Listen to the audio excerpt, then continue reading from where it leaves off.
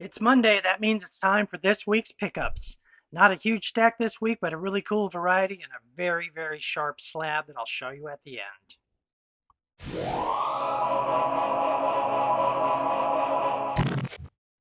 Hey everybody, it's Kevin. Welcome to Doc's Comics and happy Monday. I hope you have a fantastic week. I got 6 or 7 books this week to show as a part of this week's pickups, including Bronze Age, Silver Age, a little bit of Atomic Age, and a really sharp slab. So let's start right at the beginning here.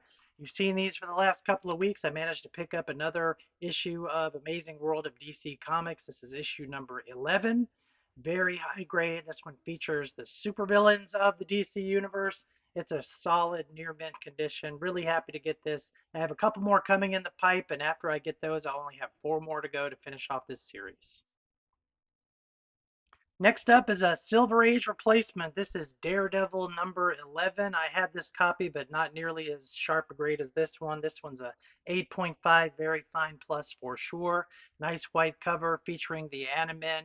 Early Daredevils are always a lot of fun. Might not be Stan Lee's best work, but they're still entertaining nonetheless. Daredevil number 11.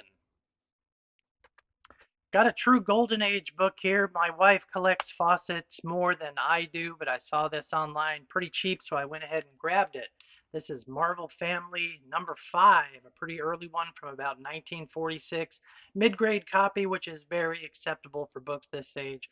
Fine or fine plus thereabouts. Really nice to add this one to mine and my wife's collection.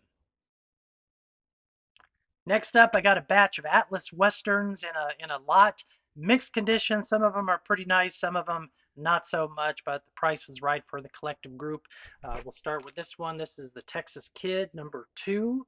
Mid-grade, this is one of the acceptable ones. I've got it in about a fine plus condition. This is from about 1956, if I can remember off the top of my head. Working on this. It's only 10 issues, and I've got, after you see the other ones I have here, I've got about half of them. Half to go. Another Texas Kid, and this is probably the nicest one of the lot. This is Texas Kid number 9, solid white cover. Looks like a cover done by Joe Manili here. His work is pretty easy to spot. I've got it at a fine, very fine, pretty good shape. Again, for stuff this age, I have to sacrifice condition a little bit in order to fill stuff, although I prefer not to get dogs if I can help it. This one definitely does not qualify as a dog. Solid, fine, very fine Texas Kid number 9. This is one of the lower grade ones, but it is another Texas Kid. This is Texas Kid number 10, which is the final issue in the series. About a 3.0, good, very good. And the main default that it has a 2.5, 3 inch spine split along the bottom here, but it is complete. The staples are attached, so it'll serve as a nice placeholder until if and when I can find an upgrade for this one, but still happy to have it, Texas Kid number 10.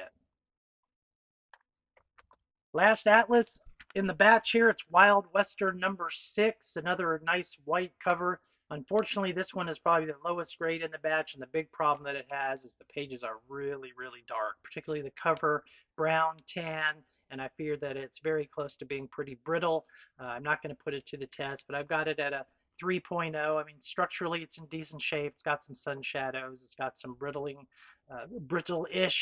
on the edges, although it's not brittle, it's pretty close. Wild Western number 6. And then finally, the pièce de résistance, and I'm always hesitant to show expensive books on in public, but I thought I'd make an exception to this one. It is a replacement copy. It's one that I've had for probably 35 years, pretty low grade, and I found a very nice one to replace it. Really nice, as a matter of fact. This is Avengers number 12 in a CGC 9.4. You can't get much better than that. I paid fair market value for it. But as far as I'm concerned, it was worth it. The Avengers 12 is one of the harder ones to find in the run. It's not a key or anything, and so those tend to pop up a little less frequently than some of the bigger books like number 8 or number 2 or number 4. And to have it in this kind of grade, I cannot complain. So, sort of what I do with this sort of thing, I set myself a budget every week for buying back issues. And if in a particular week I don't meet the budget, I don't find books that I want, I roll that over into the next week and I'll roll it over again. I've had several kind of light weeks in a row, so I had a little bit of money built up and I was able to afford this very, very sweet Avengers number 12. So a fairly short one this week, short but sweet. those were the books that I got this week. I hope you enjoyed it. Again, not everything is high grade in my collection, and that's perfectly fine. We will see you on the next video on Wednesday, and I hope you have a terrific week. Until then, see you later.